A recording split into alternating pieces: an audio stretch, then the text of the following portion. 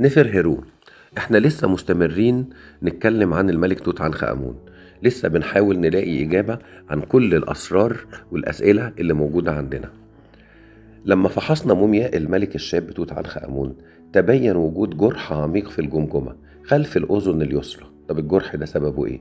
في ناس قالوا ان الجرح ده ممكن يكون حصل نتيجة محاولة لقتله، والنتيجة ان هو اخد ضربة على الرأس. في ناس تانيين قالوا ان الجرح ده حصل بعد الوفاة نتيجة للتحنيط. لكن في حاجة تانية محيرة جدا، وهي اننا وجدنا خلف الرأس اسفل الدماغ في بقعة داكنة جدا جدا، ودي ناتجة عن نزيف بالمخ. الأطباء قالوا كده. ظهر أيضا من فحص المومياء وجود كسر في عظمة الفخذ. ده ممكن يكون ناتج عن انه سقط من على العجلة الحربية بتاعته اثناء رحلة صيد، لان احنا عارفين ان هو لم يدخل اي معارك. السقوط دوت سبب له كسر، الكسر سبب له غرغرينة، والغرغرينة تسببت في تسمم في الدم. قد يكون هذا التسمم هو اللي ادى الى وفاته.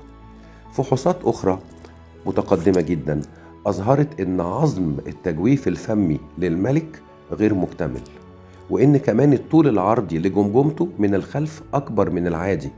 العلماء بيعتقدوا إن الملك ممكن يكون كان مصاب بمتلازمة مارفان، ودي متلازمة ممكن تسبب الوفاة، وده بيرجع لعوامل جينية وراثية ممكن أوي يكون سببها زواج الأقارب، لأن هو احتمال كبير عنخ إيسي نامون اللي هو اتجوزها كانت أخته، وفي برضو أجيال أخرى من عائلته كان فيها زواج أقارب.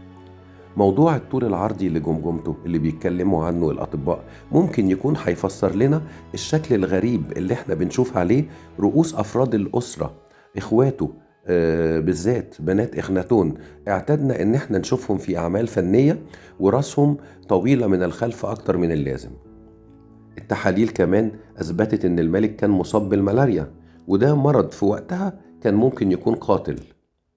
في نفس الوقت احنا ما نقدرش نستبعد فرضية ان هو اتقتل بفعل فاعل، لان الاحداث التاريخية في هذه المرحلة بتوضح ان في ناس كتير جدا كانت مستفيدة من موته. فهل مات توت عنخ آمون مقتولا؟ طبعا ده احتمال كبير واحتمال وارد، وإن كان غير مؤكد. بس لما نفكر في الأحداث اللي حصلت في هذه الفترة هنلاقي إن قبل توت عنخ آمون سيمنخ كارع مات وهو عنده 25 سنة، يعني كان في عز شبابه. كذلك الملك إخناتون نفسه مات في سن 32 سنة، وده كان موت غير متوقع.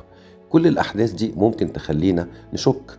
ما ننساش كمان إن الملكة عنخ إيسي نامون أرملة توت عنخ آمون بعتت جواب لملك ميتاني تطلب الزواج من أحد أبنائه، وهذا الابن قتل هو كمان قبل أن يصل إلى مصر.